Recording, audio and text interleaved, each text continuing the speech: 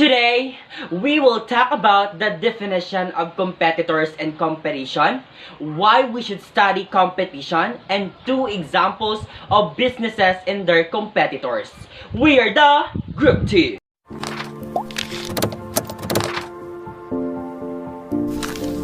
But first, let me lay out the goals for this lesson.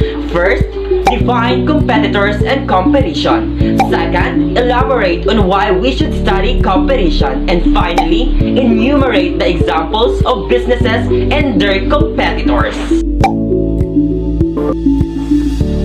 Hi, I'm Harty Joy Dini Barras, and today I'll be defining what is competition. Competition is unavoidable in the business world. Businesses see competition in form of price, quality, design, sales, location, and almost every business process. Competition in business is the contest or rivalry among the companies selling similar products or targeting the same target audience to get more sale, increase revenue, and gain more market share as compared to others. Good afternoon, my name is Leandra Luna, and today I'll be defining what is competitors. In business, competitors are other businesses that can offer the same or similar product to the same consumer audience. Competitors compete to obtain and retain consumers, raise their revenues, and expand their market shares. In the website that I've found named the Commerce Commission in New Zealand, it was stated there that competitors are not limited to those whom a certain business is currently competing. They can also include any prospective competitors who may like to compete in their market, or a competitor opting to broaden its offering to target a new portion of the market. Hi everyone! I am Zaira Jean Digalan, and I'm going to discuss the importance of studying competition. Why study competition? Studying competition is an important component of any business success since it allows you to identify specific and unique traits that are appealing to customers. Identifying and harnessing these traits will enable you to market your business more effectively and bring in new customers. Additionally, knowing who your competitors are and what they have to offer can help you to stand out with your own products, services, and marketing. It will allow you to set competitive prices and respond to competitors' marketing campaigns with your own initiatives. You can utilize this information to develop marketing plans that capitalize on your competitors' flaws while also improving your company's success. Let's move on to the last part of our report.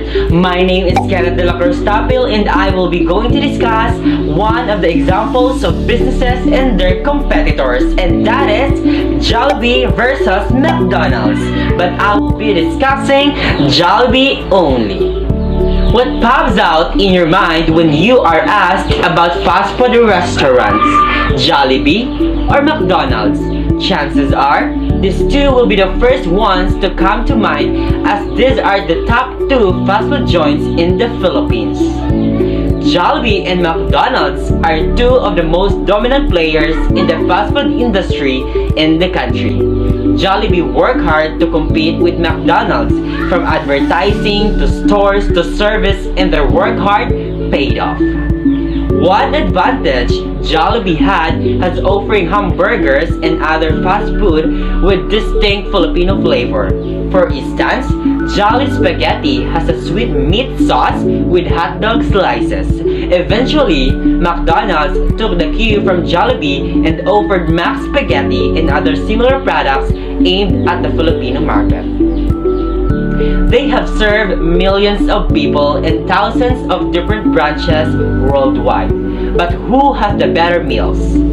If we are to use the opinions of the YouTubers, the results would be mixed. Jollibee would win in their chicken, while McDo would be favored for their fries, but this is not absolute. It would all boil down to the individual's preferences. It all depends on the person's taste and love for food. But what is the secret to Jollibee's phenomenal success? According to Jollibee founder Tony Tan, they keep things simple and meet a simple need: delicious food at a reasonable price. They must ensure that their food is delectable. Finally, Jollibee is in the lead, followed by its competitor, McDonald's. Good afternoon, my name is Gwyneth Biigot and I will be talking about the business competitor of Jollibee, which is McDonald's. McDonald's is a fast food company that marks its presence in all over the world that serves millions of people every day. McDonald's was introduced in the Philippines by Chinese-Filipino businessman George Yang in 1970s. He proposes for rights to open outlets in the Philippines. However, his business proposals were initially ignored. But as fast food chains are increasing their presence in other parts of the world, McDonald's then also entered the Philippine market. Jollibee of the Jollibee Food Corporation is the McDonald's Philippines direct competitor. Since the day both businesses was established, they have been competing for the reason that both fast food chains serve similar sets of food but with their own different identities. These fast foods have the craze for its wide variety of fast food that can be seen in many parts of the world.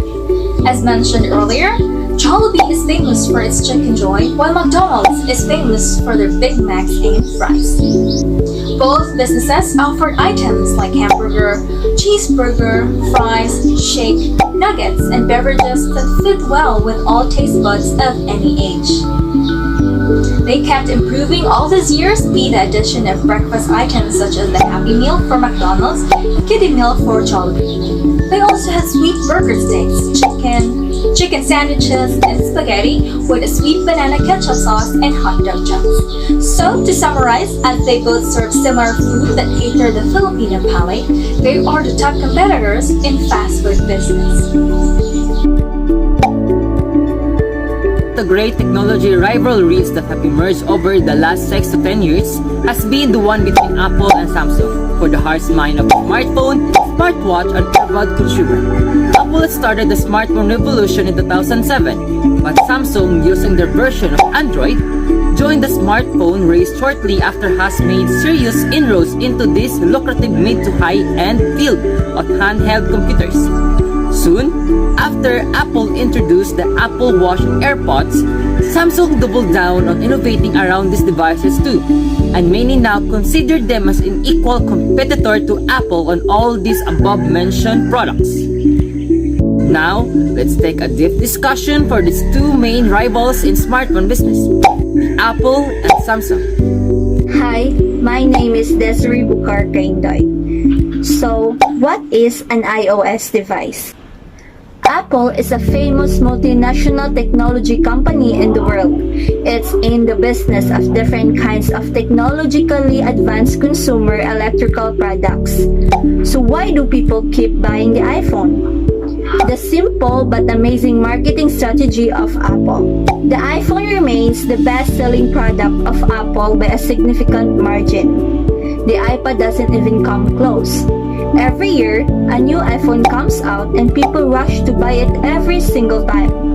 Interestingly, it is mostly people who are using an older version of the iPhone. So here is the question.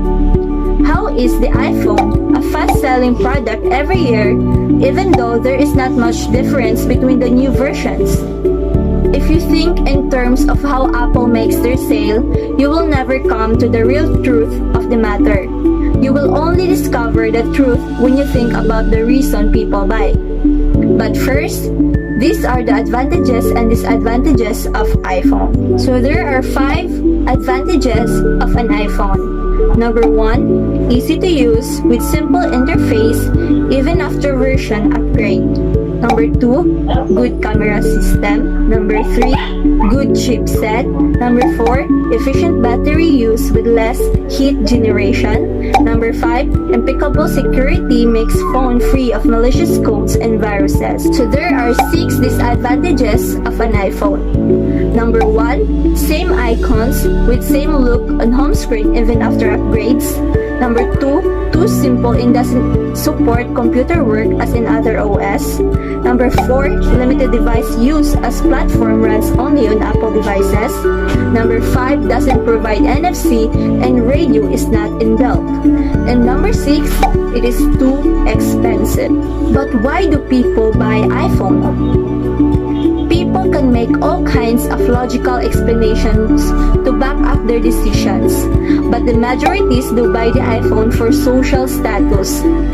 Most, if not all, of the features offered by the iPhone are offered by other phones too, but they don't sell half as much as the iPhone. In fact, the iPhone isn't the first to have many of the distinct features people claim to love. People bought iPhone for status. That is the truth. Today, people use the phone so much. For some reason, people associate with those using an iPhone with a particular social class. Apple knows this, and they have played along with it through the years. It is the king of all marketing strategies, or the selling social status. Apple uses disruptive innovation in order to kill their earlier technology before their competitors do, which is making them more competitive in a way proving to be a smart strategy. The company is targeting professionals, students between the age of 18 and 35 basically. Hi everyone, I'm Marjorie Riscara and I'm discussing about Apple's competitor, Samsung. Apple's closest competitor adopted the outside-in approach and has developed strategies that mostly counteract that strategies of Apple. Instead of developing their own operating system, Samsung smartphones have Android operating system installed on them. This is a clear example of outside-in approach where the company has tried to leverage the existing technology that is already popular with the consumers rather than developing new technology. Samsung products are based more on outlook of the smartphone market and their preference to incorporate technology that already has acceptability in the industry. Most of the smartphones of Samsung run on Android, which is an open source of operating system and is the most widely used mobile phone operating system in the world. Being an open source of operating system, the cost incurred by Samsung is reduced significantly. Also, the compatibility with features such as Google Store allows Samsung to compete with Apple's iTunes without having to incur the cost of developing a similar offering. This helps the company in reducing its costs as well as offer superior products offering to their consumers. In terms of hardware technology, Samsung has the expertise in developing a number of technological products that include television, computer, and home appliances and many similar products. Even these two competing in smartphone industry, Samsung is the producer of Apple OLED screen, and other smartphone brand, which kinda advantage of Samsung, also in Apple. And these are the example of Samsung products that compete with Apple products. Samsung Galaxy and iPhones, Galaxy Buds versus AirPods, Samsung Tab and iPad, and Apple Watch and Galaxy Watch. Let's not forget lower prices. Business owners are notorious cheapskate. iPhone can be expensive and so some Android-based devices, but that only if you go high-end.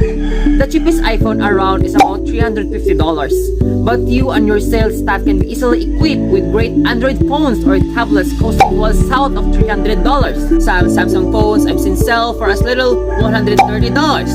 Just think of the savings that you can share with your staff in the form of higher wage and other better benefits. I can confirm that Samsung does beat Apple into big areas: battery life and storage. Because Samsung devices are more flexible, manufacturers are able to allow their users to more easily add on expanded batteries and flash drives to increase their file capacity. In conclusion, both companies have great strategy to sell their products. But in the end, the person who buying should always make decision based on how their reference phone makes them feel, how helpful it will be in their day-to-day life.